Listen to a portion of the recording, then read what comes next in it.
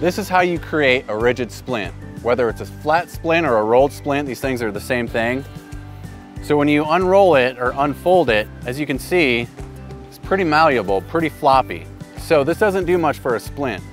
All you have to do to make this rigid is basically what I like to say, make a canoe out of it, right? So you'll fold it right down the center, and I'm gonna leave one half of this folded down the center and one half unfolded. I'm gonna show you the difference. For example, let's say I have a fracture here in my forearm. This part, if I put this against my forearm, that's not gonna do anything to support that break. However, if I put this there, it's rigid, right? So I've got this rigidity here that's gonna allow this break, wherever it is, to be stabilized. To give you an example, a visual, I'm gonna use this rock right here. So this is the floppy side. I left half of this floppy to show you. So it's